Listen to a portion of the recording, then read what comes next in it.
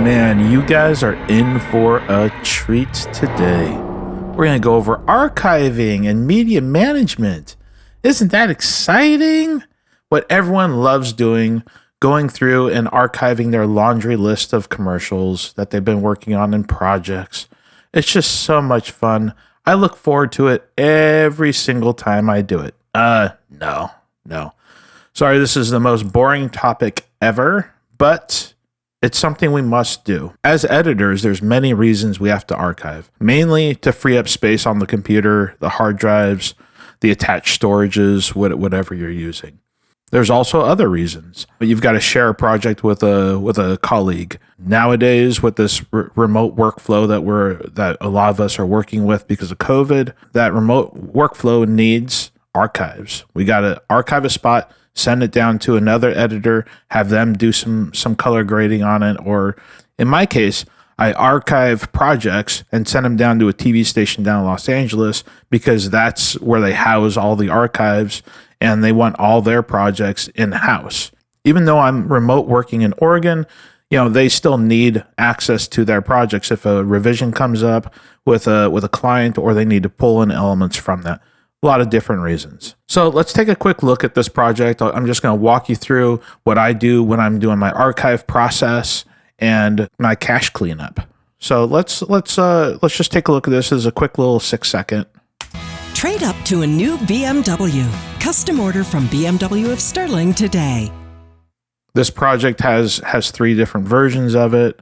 One's got footage in it, and then one's just got the base without.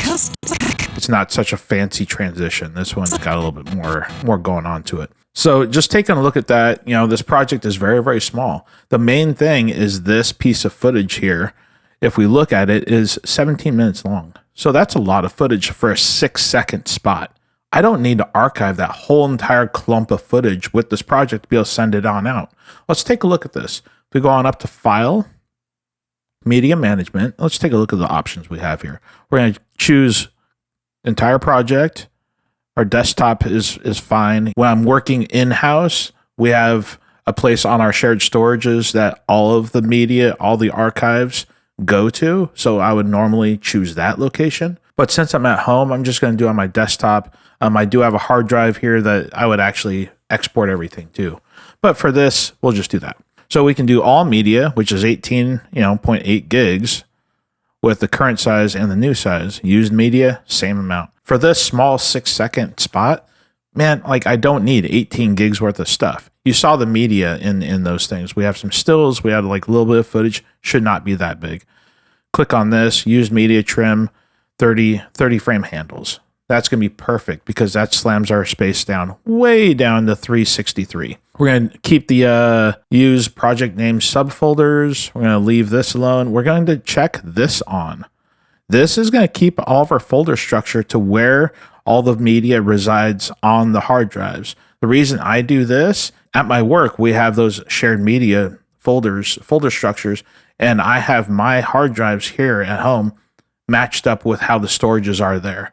So if I archive this way, the editor over there just has to drop it into the storages and everything pops up. So we click on start, goes super, super quick. It's cutting this footage down from 18 gigs down to, 3.5 meg. So that's pretty good. Let's take a look at that folder. So jumping into the folder, it just pops in the volumes, edit 1. Here's my audio. This is my folder structures. And here's my footage. And that footage, it just slices it into 4 different shots. If we take a look at that edit, here it is. There's 1, 2, 3, 4 different pieces of footage here. That's all. That slams it down to a nice little package. Now we have all that media archived / backed up, send off to our co-workers. We can go on into our home screen, right click and choose export project. And then this will just navigate right to that folder that we created on the desktop with all of our media. We're going to go ahead and name that and then hit save. And let's take a look at what that creates. So jumping into that folder, that just creates this DRP file right here. That is actually just the archive of all the metadata of your project. So it'll bring in your folder structure, your timelines, anything and everything that's related to the project. And then it'll reference all that media that we backed up in the media management dialog box. And then another thing we can do with this export project, let's click on our little home screen, and we can right click and choose export project. This is a great emailable file. We export these projects out and they're only like 1.8 megs. They're super, super small. These are all 30-second spots. All these projects are just small projects. So you can see the file sizes of those are very, very small. That is something I can easily email on out. The reason being that I would utilize this is, say I'm just sharing projects between, myself. I don't know why I would do this, but I have everything on my hard drives and I'm good to go. So I would do this to be able to easily share a project with one of my colleagues back at, at the headquarters, and just email them the project. They've got all the media there. They can easily relink. It's a 6-second spot. It's not that difficult to find, a couple of things. It saves time from uploading and downloading and all this stuff. It takes them 2 minutes to relink things in. Especially with Resolve, when you got the little relink feature up here, click on that, find everything. You can just set this to search on a hard drive. Super, super easy. In Flame and Avid, dude, it was a pain in the butt conforming stuff. Dude, Resolve, I love it. It's like way easier. You can support me today by listening to my music via the links below. Contact me via the Facebook link below to become a sponsor and to get our sponsorship pricing tiers. So that's my 2 cents on archiving, media management. The next thing that I would do while I'm archiving projects is then I would go on up. I would open each project up, go on into playback, go to delete render cache, choose all, and hit delete. That is going to purge out all the media, all the caches. It's obviously recaching this right now, but what I could do is go on into none.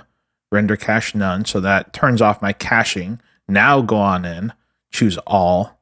It'll blow out all of the caches within Resolve. So it doesn't have a hard time relinking caches or corrupting things.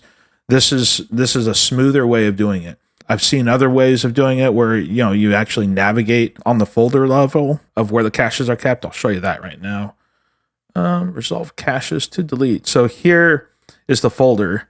It's Mac HD, users, edit one, movies, cache clip. That's where all the cache files reside for Resolve.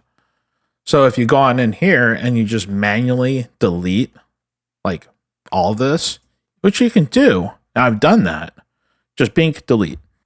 Resolve will regenerate things, but I've seen that it tends to corrupt things and it tends to create more headaches than just going through Resolve and deleting caches through the playback